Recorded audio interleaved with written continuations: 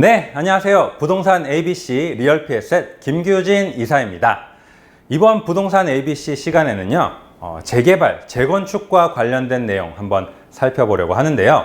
자, 아마 부동산 투자에 조금이라도 관심이 있으신 분들은 이 재개발이나 재건축과 관련된 투자 한 번쯤은 생각해 보셨을 텐데, 자, 막상 이 투자를 하려고 내용을 알아보려고 하면 용어도 너무 어렵고 또 뭐 절차도 굉장히 복잡하고요.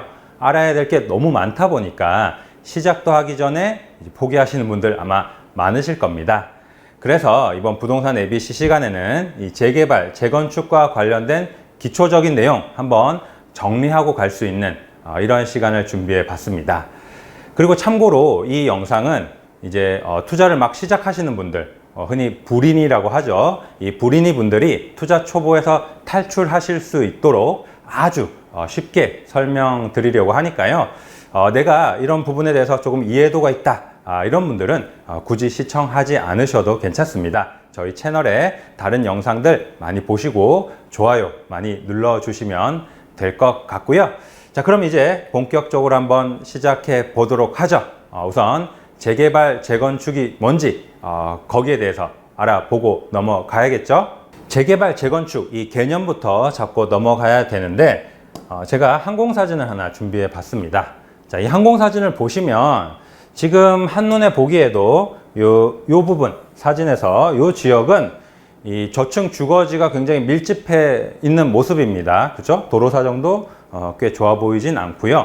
자, 그리고 사진의 중간에 해당하는 부분, 이 지역은 뭔가 이런 노후된 주거지를 철거하고 이제 아파트를 짓기 위해서 털을 닦아 놓은 모습이고요. 자, 그리고 잘 보이실지 모르겠는데 이 아래쪽 지역은 실제로 아파트를 지금 공사를 하고 있는 모습이죠. 자, 그리고 이 공사를 통해서 이렇게 멋진 신축 아파트가 들어서 있네요. 자, 이 사진 한 장에 사실은 어떤 정비 사업의 그 진행 과정이 고스란히 담겨져 있다는 거죠. 자, 그래서 재건축이나 재개발, 이 정비 사업이 결국에는 이런 단독 다가구, 뭐 연립, 빌라 혹은 낡은 아파트 단지, 이런 노후된 주거 지역을 이렇게 철거를 하고 신축 아파트 단지로 조성하는 사업이다. 이렇게 생각하시면 될 것 같습니다. 그리고 이런 낡은 주택이 이렇게 멋진 아파트로 바뀐 것이기 때문에 엄청난 가치 상승이 있겠죠. 자, 그래서 투자의 효율이 당연히 좋을 수밖에 없고요. 그러다 보니까 많은 분들이 이 재개발, 재건축 사업에 관심을 가지고 계신 것 같고요. 그리고 제가 지금 재개발, 재건축을 이렇게 묶어서 설명을 드리고 있는데 실제로 정비 사업이라는 측면에서 봤을 때 쓰는 용어라든지 절차적인 부분이라든지 이 큰 틀에서는 재개발이나 재건축이 어떤 같은 맥락을 가지고 있다라고 이해하시면 될 것 같습니다. 다만 이 세부적인 부분에서는 많은 차이가 있기 때문에 어떤 경우에는 재건축이라고 하는지 또 어떤 경우에는 재개발이라고 하는지 이 부분에 대해서 우리가 짚어보고 넘어가야겠죠. 자, 그래서 이 재건축과 재개발 어떤 경우를 얘기하는지 한번 알아봐야 되는데 뭐 이렇게 생각하시는 분들이 있어요. 아파트는 재건축, 빌라는 재개발, 이렇게 단순하게 생각하시는 분들이 있는데 자, 요건 아니고요. 요게 좀 더 정확한 분류라고 보시면 됩니다. 정비 기반 시설이 양호하면 재건축이고요. 정비 기반 시설이 열악하면 재개발이다. 이렇게 생각하시면 될 것 같습니다. 그리고 여기서 정비 기반 시설이라는 건 뭘 말하느냐? 도로나 주차장 혹은 뭐 공원 같은 녹지 공간 혹은 뭐 학교나 공동구, 이런 그 주변 인프라가 얼마나 잘 갖춰져 있느냐, 이런 얘기입니다. 그래서 이런 주변 환경에 인프라가 잘 갖춰져 있는 곳은 이 재건축으로 들어가는 것이고요. 이런 환경적인 부분이 굉장히 열악하다. 그러면 이제 재개발로 들어가는 거죠. 이걸 이렇게 말로만 설명드리면 잘 이해가 가지 않으니까요. 제가 사진으로 좀 보여드리면요. 자, 정비 기반 시설이 양호하다, 재건축으로 들어간다 라고 하면 쉽게 우리가 이제 아파트를 떠올리는 이유가, 자, 아파트 단지는 뭐 녹지 공간이라든지 도로라든지 주변의 학교라든지 이런 것들이 잘 갖춰져 있죠. 즉 건물만 허물고 다시 지으면 되기 때문에 재건축이라고 이렇게 우리가 흔히 부르는 거고요. 자, 꼭 아파트가 아니더라도 이렇게 도로가 넓고 기반 시설이 잘 갖춰져 있으면 이 단독주택이나 이런 빌라가 밀집되어 있는 지역도 재건축으로 들어갈 수가 있습니다. 실제로 이 사진은 방배동 주택 재건축 사업이 진행되고 있는 곳의 사진이거든요. 그래서 방배동 같은 경우에는 우리가 실제로 주택 재건축이라고 부르고 있죠. 자, 그리고 이제 재개발 같은 경우에는 정비기반 시설이 열악하다 이렇게 말씀을 드렸는데, 자, 한눈에 보시기에도 여기가 지금 한남 3구역입니다. 보시면 우리가 흔히 달동네라고 하죠. 뭐 도로 여건도 굉장히 부실하고요. 뭐 주차 공간이라든지 이런 것도 굉장히 모자라고, 뭐 녹지 공간, 뭐 공원이나 이런 것도 턱없이 부족하다는 거죠. 자, 그래서 이런 지역들은 아예 그냥 전면 철거를 하고 도시 계획을 새로 세워서 설계를 해서 이제 아파트 단지를 조성해야 되기 때문에 이런 지역은 재개발이다 이렇게 부르는 겁니다. 자, 이렇게 재개발, 재건축 구분을 해 보았는데요. 자, 그러면 이렇게 오래된 저층 주거 밀집 지역이나 아니면 낡은 아파트 단지만 있으면 무조건 재개발, 재건축을 진행할 수 있느냐? 그렇지는 않겠죠. 뭐 상식적으로 내가 우리 집에 멀쩡하게 살고 있는데 이제 새 집 지어야 되니까 나가세요 라고 하면 그건 좀 당황스러운 일이겠죠. 그래서 재개발이나 재건축을 진행하려면 일정한 요건과 절차가 필요하더라 라는 얘기입니다. 그래서 우리가 다음으로 알아볼 내용은 바로 재건축이나 재개발이 되려면 어떤 요건이 필요한가, 이 부분에 대해서 한번 알아봐야겠습니다. 자, 우선 재건축은 조금 간단합니다. 재개발에 비해서는. 이 아파트 재건축 가능 연한이 우리가 보통 30년이라고 얘기를 하죠. 자, 무슨 얘기입니까? 30년이 지난 아파트는 재건축 사업을 진행할 수 있다는 얘기입니다. 자, 그런데 30년만 지났다고 해서 바로 재건축 사업 진행하느냐? 그렇지 않죠. 바로 안전진단을 통과해야 구역 지정이 가능하다는 얘기인데요. 자, 특히 이 정부에서 지난 2018년 2월 그리고 최근 6.17 대책을 통해서 이 재건축 안전진단 기준을 굉장히 강화를 했는데요. 즉 무슨 얘기냐면 그냥 30년이 넘었다고 해서 재건축 진행하는 게 아니고 실제로 주거 환경도 열악해야 되고요. 그리고 이 안전진단 기준을 강화하면서 구조 안정성 비중을 굉장히 크게 늘렸습니다. 이 말이 무슨 얘기냐면 아파트가 구조적으로 안전하지 않아야 재건축을 진행할 수 있다는 얘기입니다. 아무리 주거 환경이 열악하다 하더라도 아파트가 엄청 튼튼하다 이러면 재건축 진행하기가 쉽지 않더라라는 얘기예요. 그래서 재건축 같은 경우에는 일단 가능 연한 30년이 지나야 되고 이 안전진단을 통과해야 본격적으로 추진이 가능하다, 이렇게 이해를 하시면 되겠습니다. 네, 그리고 이 재개발 진행 요건에 대해서도 한번 살펴보도록 하죠. 제가 아까 재개발은 이 정비 기반 시설이 열악해야 진행이 가능하다 이렇게 말씀을 드렸잖아요. 자, 이 정비 기반 시설이 열악하다는 건 어떻게 판단하느냐? 자, 그 부분에 대해서 우리가 요건을 살펴봐야겠죠. 그리고 참고로 오늘 이제 말씀드리는 내용은 서울시를 기준으로 말씀을 드리는 겁니다. 각 시도별로 이 재개발 요건이 조금 상이할 수 있기 때문에 그거는 개별적으로 좀 확인이 필요하고요. 오늘은 서울시를 기준으로 좀 말씀을 드려보겠습니다. 이 필수 항목과 선택 항목으로 나뉘게 되는데요. 필수 항목은 말 그대로 이 필수 항목을 모두 충족을 해야 되는 것이고, 필수 항목을 모두 충족하면서 이 선택 항목 중에 한 가지를 충족하면 이제 재개발 구역 지정이 될 수 있다, 이렇게 생각하시면 되겠습니다. 자, 하나씩 살펴보도록 하죠. 자, 우선 사업 면적이 10,000제곱미터 이상이어야 된다라고 하고요. 자, 특별한 경우에는 이제 5,000제곱미터 이상이면 된다, 이렇게 나와 있는데, 즉 무슨 얘기입니까? 이 사업 부지가 어느 정도 크기가 있어야 된다는 얘기입니다. 그래서 너무 작은 땅은 이제 재개발을 진행할 수는 없고요. 자, 그리고 노후도가 전체 동수의 3분의 2 이상을 충족해야 된다, 이렇게 나와 있습니다. 자, 여기서 이 포인트는 굉장히 중요한 포인트가 있는데, 이 노후도 기준이라는 건 아까 이제 아파트 같은 경우에는 30년이 지나면 된다 이렇게 말씀드렸는데, 즉 그 철근 콘크리트 구조로 지어진 이런 공동주택들은 이제 노후도 기준이 이제 30년이 넘으면 되고요. 목재 구조라든지 벽돌 구조라든지 이런 건물들은 20년 이런 식으로 이 세부적으로 기준이 나누어져 있어요. 어쨌든 건물이 굉장히 많이 낡아야 된다는 얘기인데, 자, 그런데 여기서 중요한 포인트는 뭡니까? 이런 낡은 건물들이 이 사업 면적 내에 모든 건물이 그렇게 낡을 필요는 없다는 얘기예요. 전체 동수의 3분의 2 이상이 노후도 기준을 충족하면 재개발 진행이 가능하다는 얘기입니다. 그래서 예를 들면 만약에 이렇게 사업구역이 있다고 가정했을 때 이 구역 내에 만약에 100동의 건물이 있다고 가정을 해보겠습니다. 자, 그런데 이 100동의 건물이 모두 다 30년 이상 될 필요는 없다는 얘기예요.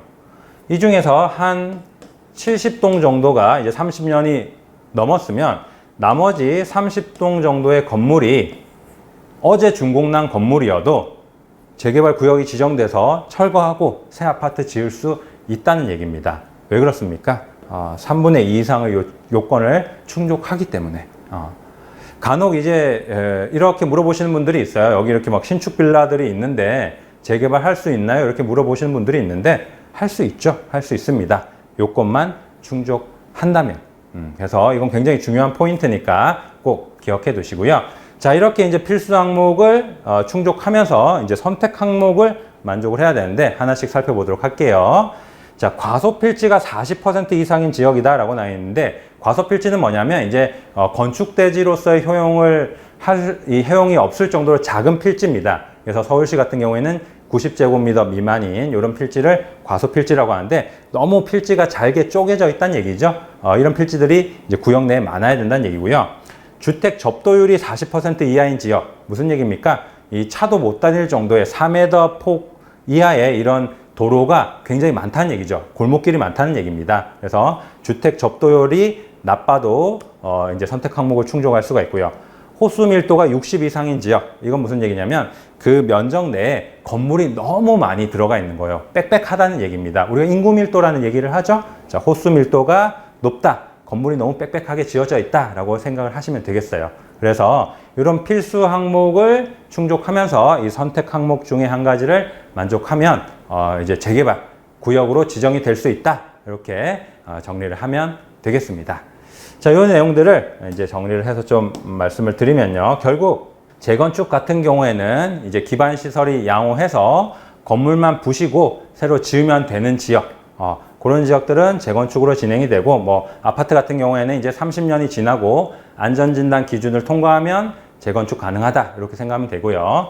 자, 재개발 같은 경우에는 이제 정비 기반 시설이 열악한 지역, 이런 지역 같은 경우에 아까 방금 전에 요건을 말씀을 드렸죠. 이런 요건을 충족하는 지역은 아예 그 전면 철거하고 도시 설계를 다시 해서 이제 새 아파트 단지를 조성해야 된다. 이렇게 이해를 하시면 되겠습니다.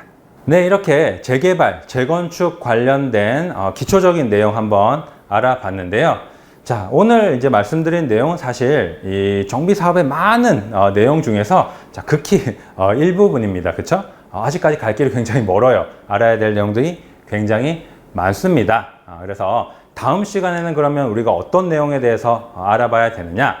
자, 이 재개발, 재건축 사업이 나 혼자 하고 싶다고 해서 할 수 있는 사업이 아닙니다. 그렇죠? 주민의 어떤 전체적인 동의가 필요한데요. 즉, 주민의 어떤 전체적인 의견을 수렴하는 이런 절차가 필요하고요. 그리고 이 정비사업 진행의 투명성, 공정성, 효율성을 높이기 위해서 행정관청의 적절한 지원, 감독이 또 필요한 것이겠죠. 자, 그래서 다음 시간에는 재개발, 재건축 사업이 어떤 절차로 진행이 되는지 그 절차에 대해서, 단계에 대해서 한번 알아보도록 할 거고요. 자, 이 사업 절차를 알아야 우리가 투자 타이밍을 정할 수가 있습니다. 굉장히 중요한 내용이겠죠? 자, 다음 시간 또 기대해 주시고요. 오늘은 여기서 줄이도록 하겠습니다. 자, 저는 리얼피에셋 김규진 이사였습니다. 감사합니다. 네, 안녕하세요. 네, 박병찬의 부자병법의 박병찬입니다. 책이 출간되었습니다. 이 책의 제목은 누나가 되었어요라는 제목의 책입니다. 보이는 이 사진의 친구는 제 딸입니다. 이게 어떤 책이냐면요.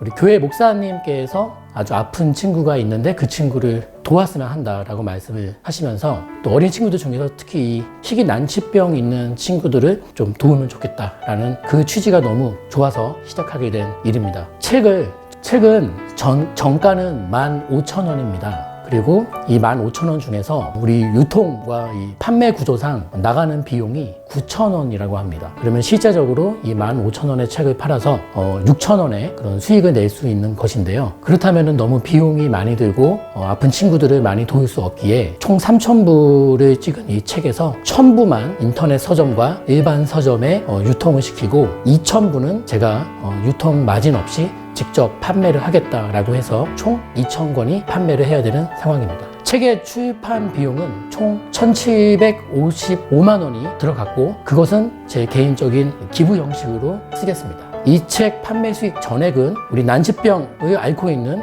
우리 미성년의 어린 친구들을 돕는 데 쓸 생각입니다. 그래서 여러분들께서 도움을 주시고 또 온전히 손길을 베풀어 주신다면 정말 감사드리겠습니다. 자, 그러면 지금부터 도서 구입 방법에 대해서 말씀을 드리겠습니다.